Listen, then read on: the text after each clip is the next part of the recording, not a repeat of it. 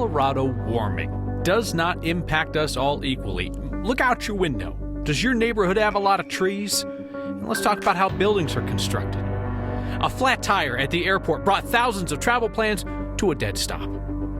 Colorado losing Space Command. It was political. Our state's leaders suspected it, and the former president admitted it today. Parents learning frustrating lessons about COVID precautions are offering advice on how schools could do it better.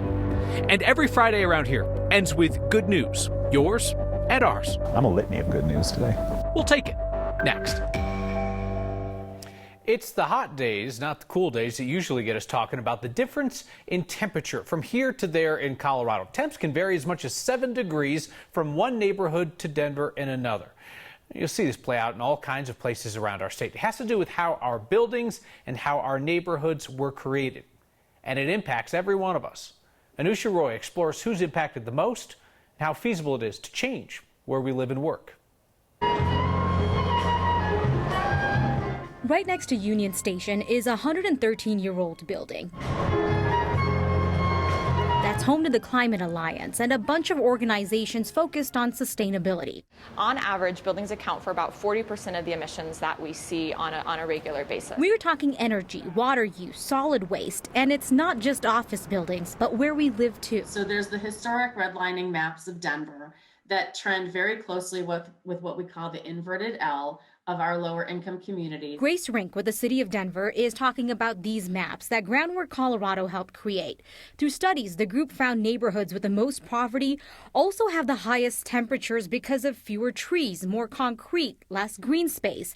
That difference can mean on an average summer day, neighborhoods like Globeville, Elaria, Swansea, and Westwood can be 7 degrees warmer compared to Cherry Creek. The urban heat island effect is real. So what is an attainable solution? We certainly would like to see more tree canopy around the city. The Climate Alliance said they were able to transform this century-old building into one of the leading green buildings in lower downtown. Our systems aren't that much more advanced. They had small projects like installing LED lights or using different paints that's better for air quality. Then there are bigger projects like piloting an idea that reverses the thinking on electric cars. It's not being used for anything, so we can use it for a purpose that benefits our building, reduces emissions. By that, Chris Bowers with Climate Alliance means at certain times the building pulls energy from the electric car. Whenever we have the highest energy usage, at that point in time, we can use the battery to lower that demand. That 15-minute time interval has such a big impact on our utility rate that we're able to save $200, $300, $500 a month. It's a short enough time that the car is still drivable, and Bauer says the project has the potential to scale up. UPS, FedEx, the bus system. So Groundwork Colorado said that they're working with individual communities and neighborhoods to plant more trees. They're advocating for more green space from the city and bus stop shelters and overall looking, Kyle, to just get more resources to help battle the changing climate in those specific areas that were highlighted on those maps in the story. Resource being a different type of building or a different type of tree, resource meaning money, money, money.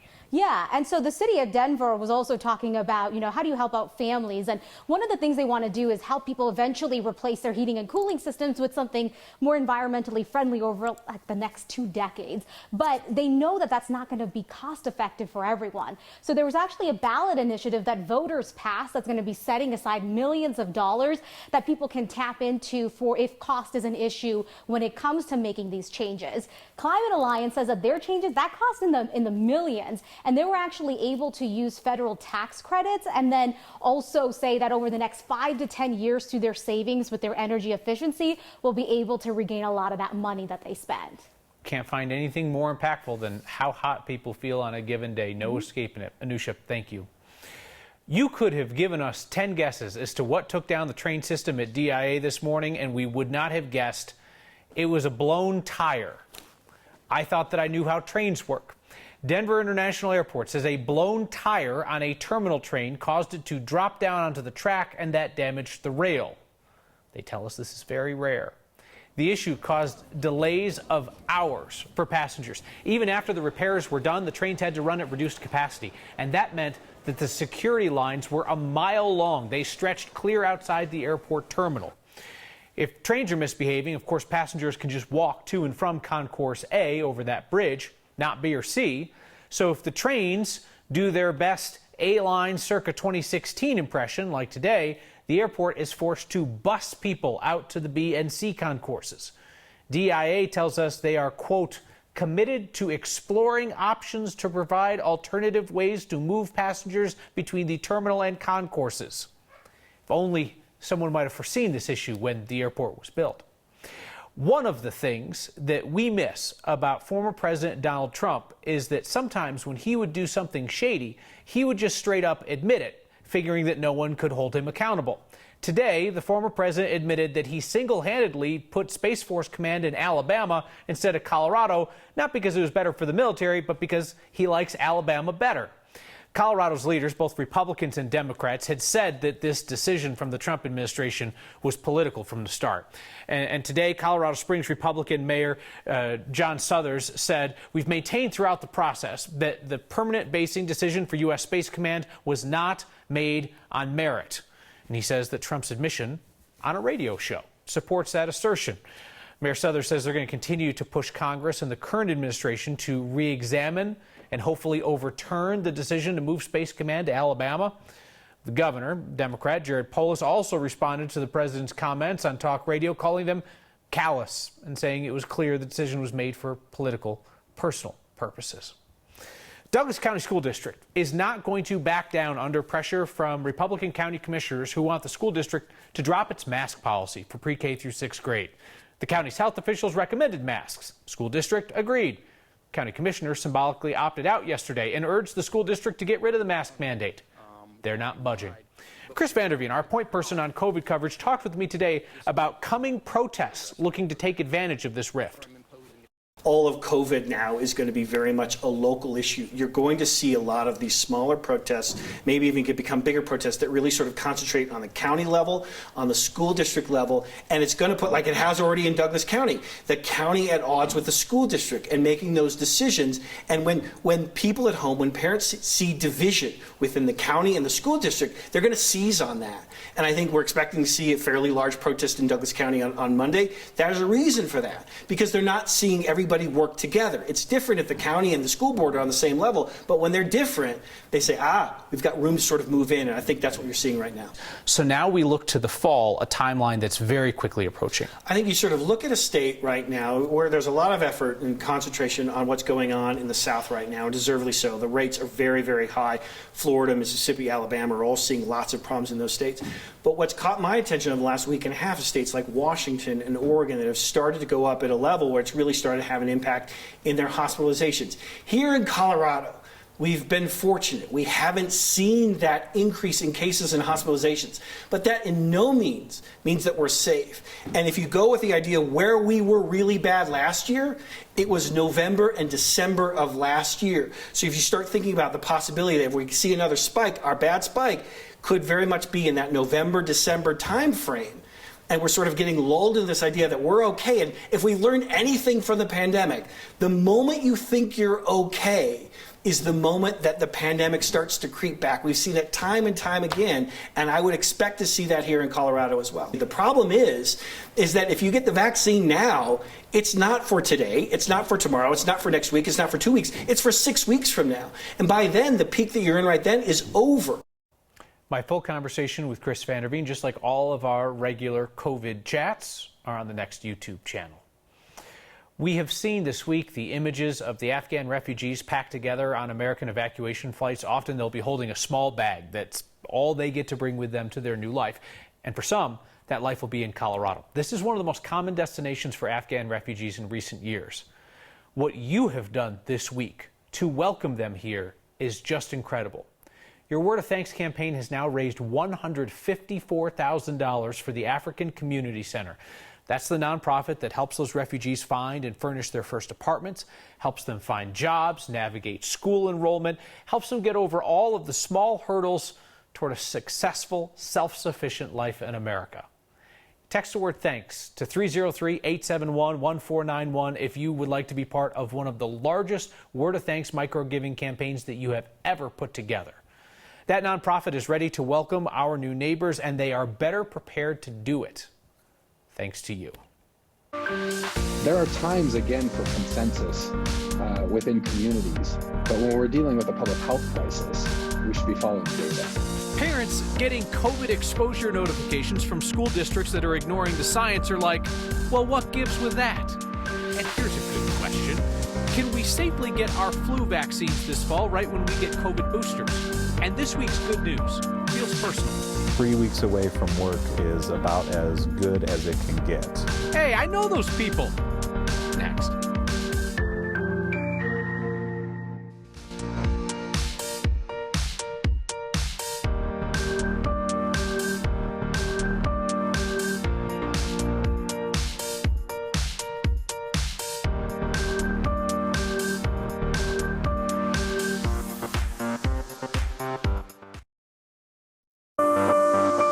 Tonight's next question comes from Kay in Loveland. With fall approaching and flu shots and also booster shots in our future, has there been any recommendation on how close together or far apart those two shots should happen? Excellent question, Kay. Let's ask Dr. Michelle Barrett, UC Health's infectious disease specialist. The answer is you can get them at the same time. At the beginning, we discouraged anybody from getting vaccines within 2 weeks of getting their original COVID shot. But there's a lot of evidence now that says it's perfectly safe to get any vaccine you need in combination. And so we just warn you that maybe put them in different arms so you don't have a real sore arm afterwards. Well, that's interesting. Different arms. Dr. Barron says she does expect the flu is going to make a comeback this fall, especially, she said, because there's no statewide mask mandate, which kept us from seeing a lot of flu cases last season. If you have a question, we have ways of getting you answers. Record a video or audio message if you're yourself asking the question. Email to next@9news.com. If it's something you're wondering about, chances are somebody else is wondering as well. So you have individual school districts making their own calls on COVID protections and notifications in Colorado. We're going to try to share some stories over the next couple of weeks of how various approaches are working or not, with the same question for everyone. What can we all learn from the experience in your district to improve the process?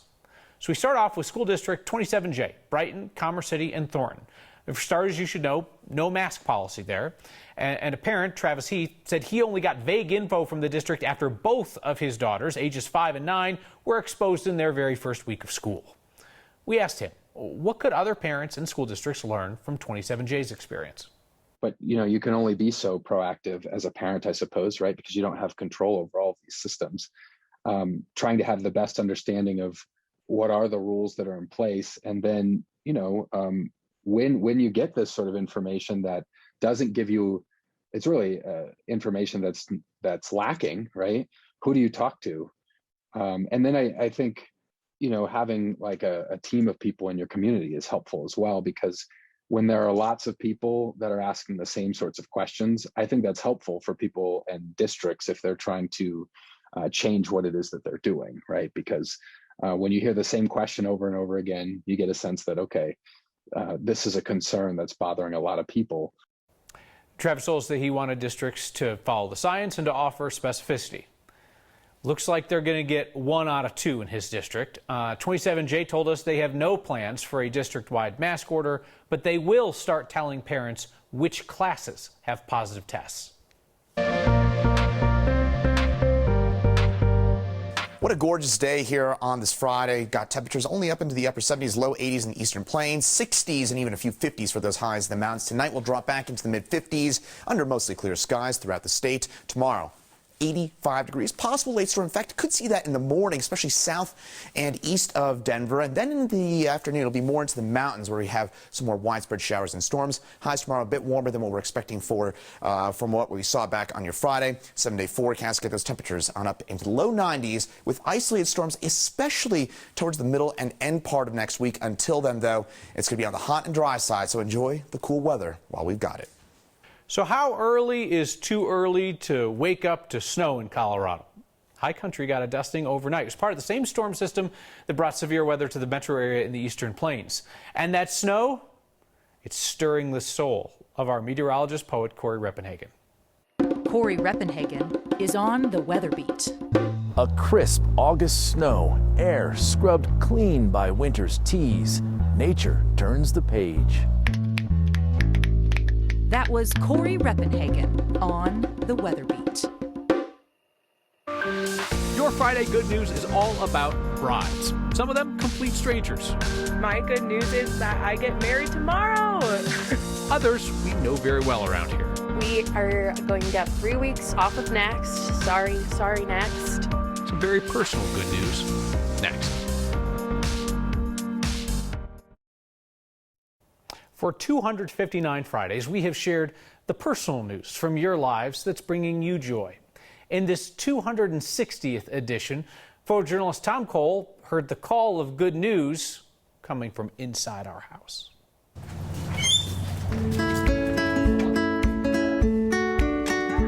Our good news is that weddings are back. Brides are celebrating. Their weddings are bigger and more fabulous than ever. We are still thriving and successful and thrilled to be part of their journey. My good news is that I get married tomorrow.